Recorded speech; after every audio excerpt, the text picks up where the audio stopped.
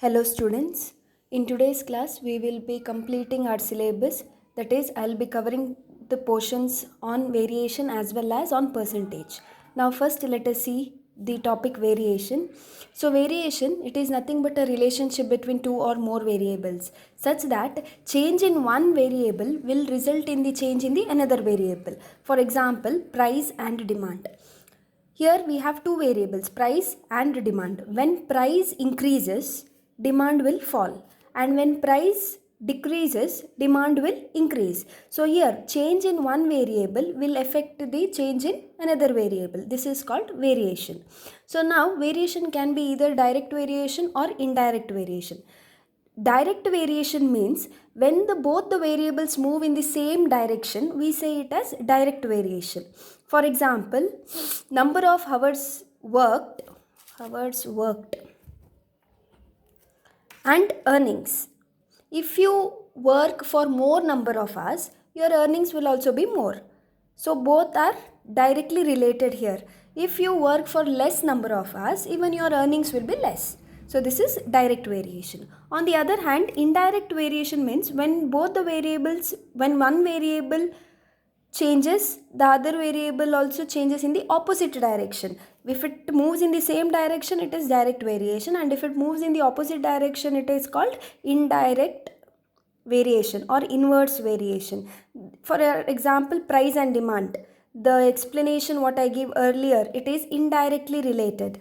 When price increases, demand decreases, and when price decreases, demand increases. So this is indirect relation, indirect variation.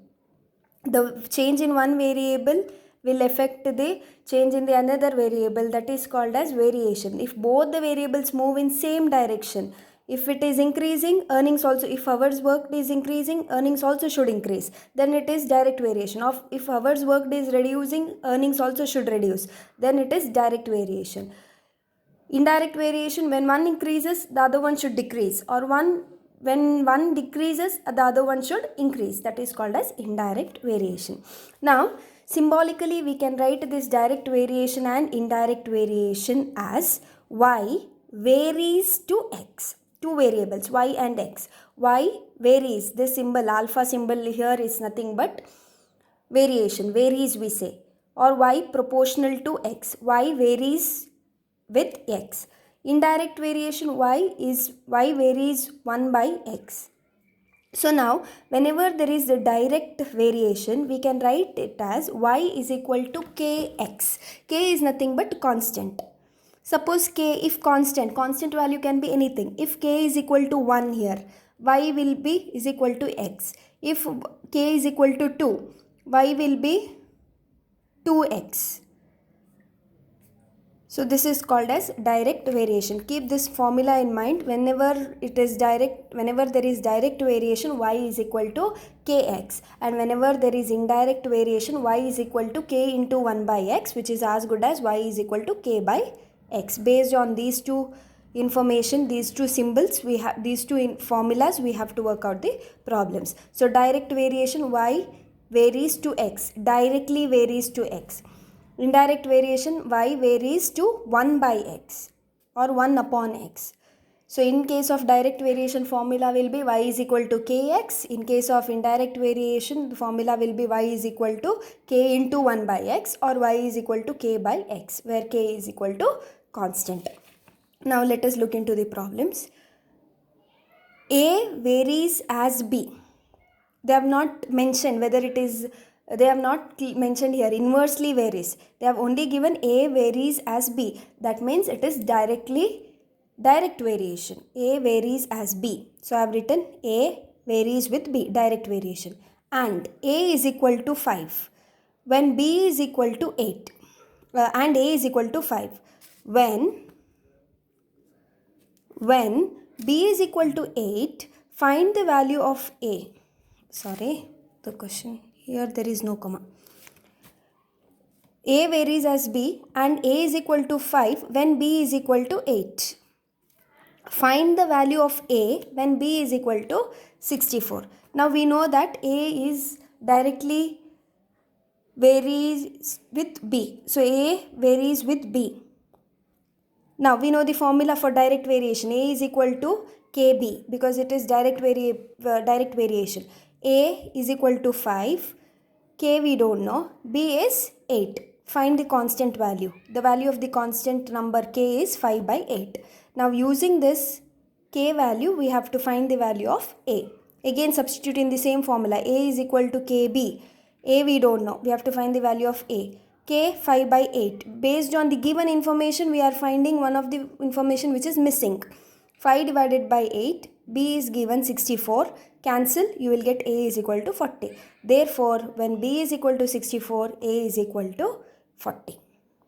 So based on one given information, we will first find the value of the constant number and then we will substitute the constant number again in the same formula and we will find the value of one variable which is missing. Similarly, let us see the second problem.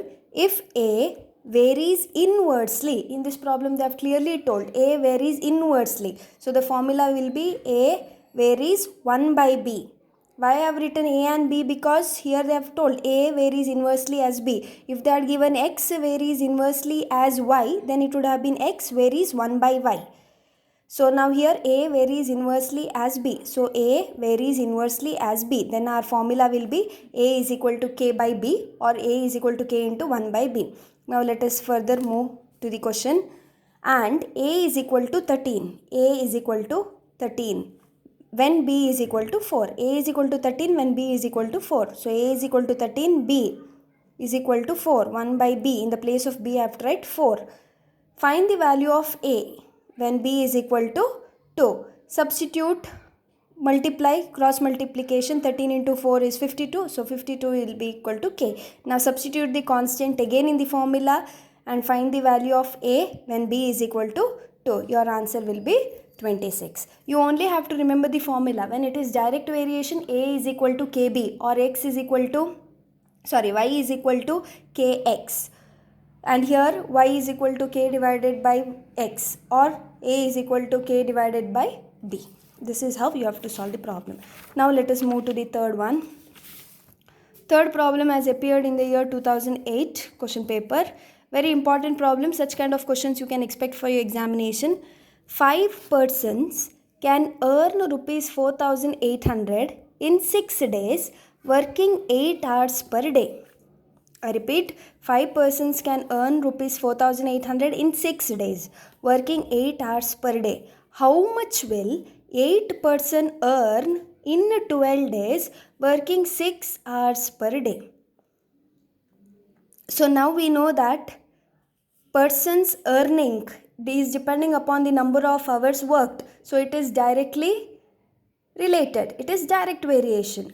So first, we cannot use all these persons, hours, days in the formula because it becomes too lengthy. So in order to make it short, let us assume that let the number of persons or workers be W, number of days be D, number of hours be H, and earnings be E. So now we know that earnings is directly related with workers or persons, hours and days. So now since it is directly related, our formula will be E is equal to K. Constant should be multiplied. K into WHD. First case, let us see. 5 persons in the place of workers, or you can take it as P also. I have taken W. So 5 workers can earn rupees 4,800. Earnings E is equal to 4,800 in 6 days. Days is equal to 6. Working 8 hours. H is equal to 8. Find the value of K. Multiply and you will get divide it, you will get K is equal to 20. Now again apply the same formula. How much will 8 person, so worker 8, 12 days, days is equal to 12, 6 hours, H is equal to 6, K is 20, will earn. So earnings will be 11,520. So therefore 8 persons working 6 hours per day can earn rupees 11,520 in 12 days. So this is how you have to work out the problem. How did you come to know it is directly related, direct variation? That is, earnings always depends upon the number of hours worked. If you work less, earnings also will be less. If you work more, earnings will be more. So it is direct variation. So when direct variation, the formula will be E varies with the other variable. Here the variables I have taken it as WHD. Here you can take it as workers, you can take it as P also. So then the formula will be E is equal to constant into that variable. So this is how you have to work out the problem. 2008 question paper problem. Go through it once again. Further, fourth problem. 15 pumps can lift 2880 gallons of water in 16 days, working 6 hours per day. In how many days 25 pumps can lift 4000 gallons of water, working 10 hours a day? Again, let us see. Let us assume that pumps be P, days will be 16, days will be D, hours will be 6, and water lifted will be gallon, or you can take it as W or L. I have written like that only, total water lifted. You can assume if you want TWL or water lifted, anything you can assume it. So I have written let the number of pumps be P, days be D, and hours be H. Now water lifted, gallons of water lifted again depends upon the number of pumps and days and how many hours they work. So again it is directly related.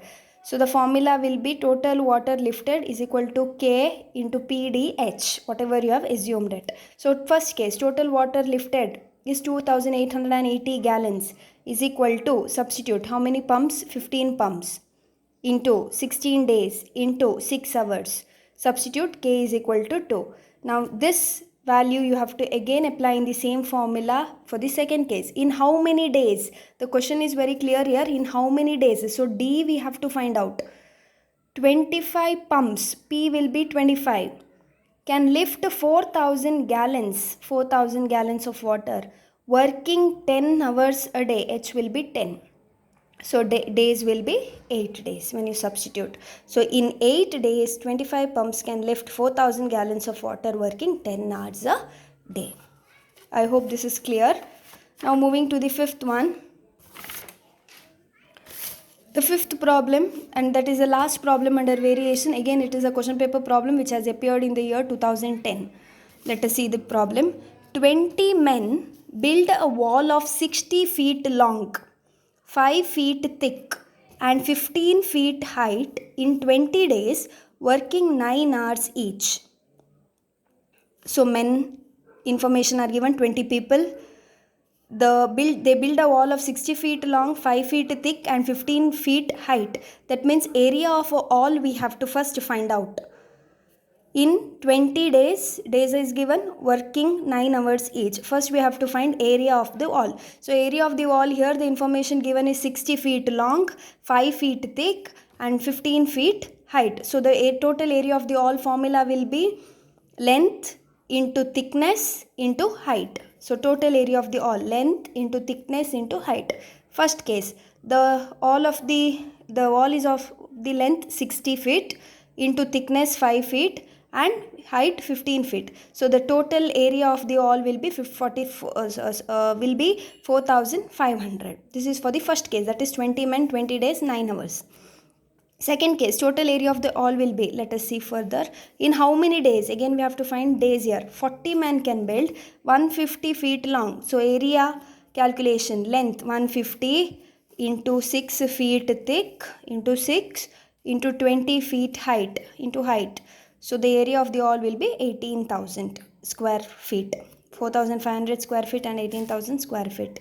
If you want you can write it, or if you don't write also no problem.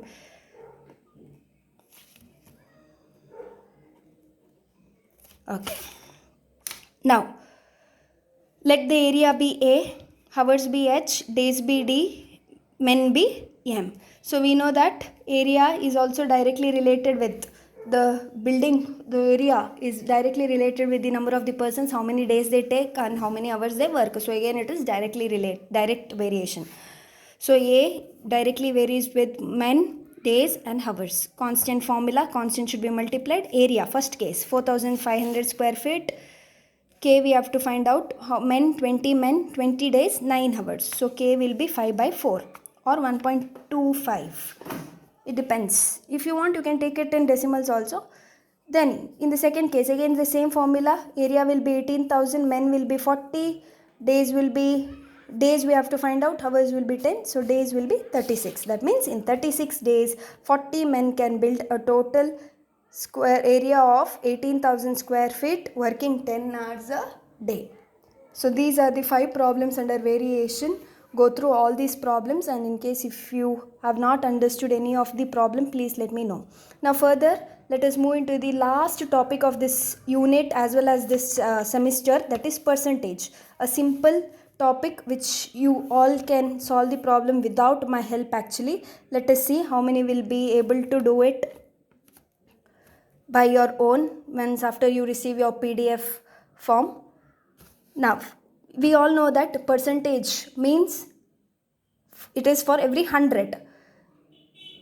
Usually when a quantity or a value is expressed in terms of 100, we call it as percentage. Percentage can also be represented in fraction, that is the denominator will be 100. For example, if it is 36%, we know that it is nothing but 36 divided by 100. We'll work out 5 problems under percentage also. First one, find 27% of 900. That is nothing but very simple problem. 900 into 27% will be 243. So the percentage, 27% of 900 is 243, and 35% of 550 will be 192.5. Let us see the second problem. Find the sum if 58% of the sum is 145. We have to find the sum whose 58% of that particular sum, the answer is 145. So now since we don't know the sum, we will assume that let the sum be x, and they have told that 58% of the sum is 145. That means 58% of that sum is equal to 145. 58% into x is equal to 145. 58% is nothing but 58 divided by 100 into x is equal to 145. So multiply 58x divided by 100 is equal to 145. Cross multiply. You will find the x value as 250. That means the sum is 250. 250 into 58% should be 145. That's how you have to verify. Third problem. By selling 90 articles for rupees 160, a person loses 20%. How many articles should he sell for rupees 96 to have a profit of 20%? First information is given that a person has lost 20%, and they are asking us how many articles he should that shopkeeper sell to make a profit of 20%.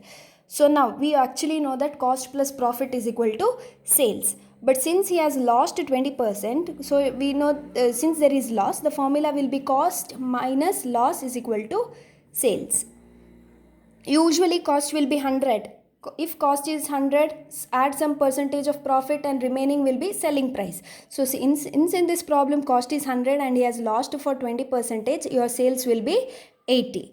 A has sold 90 articles for rupees 160. Selling price is 160. What will be the cost price? So cost price, when you cross multiply 160 into 100 divided by 80, your cost price will be 200. For how many articles? This is for 90 articles. Now, how many articles should he sell for rupees 96? Selling price is given to have a profit of 20%. Again, let us find the cost price. So now cost plus profit is equal to sales. Why here we have taken profit? Because he is making a profit of 20%. So cost will be 100, profit will be 20, sales will be 120. He has sold those articles for rupees 96. So selling price will be 96. How much will be the cost? Cross multiply 96 into 100 divided by 120. So cost price will be 80. So now we have to find out how many articles will he sell. So when cost is rupees 200, he has sold 90 articles. Now when cost is rupees 80, how many articles can he sell? He can cross multiply 80 into 90 divided by 100. He can sell 36 articles at rupees 96. He has to sell 36 articles at rupees 96 to have a profit of 20%. See, there are different ways of calculating percentages and variation problems. Whichever is easy, or if you know any other method also, you can do it as per your convenience. Further, moving to the fourth one. A shopkeeper increases price of his goods by 10% and then gives a discount of 15%. So shopkeeper has increased his price by 10% and then while selling he gives a discount of 15% to his customer. How much a customer has to pay for an item which is initially priced at rupees 30? See, price of that particular product is rupees 30. The shopkeeper has increased the price of that product by 10%. So actually the price of that product will be 33 rupees. But he has given a discount of 15% to his customer. So 33 minus discount of 15%. 33 minus 15%. So it will be 28.05. So customer has to pay rupees 28.05 for that particular item or product. I repeat, initial price was 30. 30 was the price of that product. The shopkeeper has increased by 10%. Shopkeeper has increased his price by 10%. So the price will become 33. And then while selling, he has given a discount of 15%. So 33 minus 15% will be 28.05. Last problem. If 45% students of a school are boys and the total number of girl students is 1650, find the number of boys in the school. So we know that total percentage is 100. Out of that 100 students, 45 percentages are boys. That means remaining 55 should be girls, isn't it? 45 percentage students of a school are boys. Out of 100, if 45 percentage students are boys, then remaining 55 will be girls. Then the total number of girl students is 1650. There are 1650 girl students, that is nothing but 55 percentage. Find the number of boys in the school. So for 45%, how many boys will be there? 1650 cross multiply into 45 divided by 55. There are 1350 boys in the school. So total number of students will be boys plus girls, that is 1350 plus 1650. So many total students are there in that school. Among that 1650 are girls and 1350 are boys. In case if they had asked you find the total number of students in this class, you will have to do 1650 plus 1350. So here I end this chapter, that is ratio, proportions, variation and percentages. Students, give more importance to ratio, proportion and variation, because percentage problems are usually easy, wherein you can solve without any help. Since it is quite easy, I think percentage problems you will be able to do it. So emphasize more on ratio, proportion and variation. So all the best for your examination. Study well and score well. With this, I successfully complete QT syllabus. Thank you for your patient listening.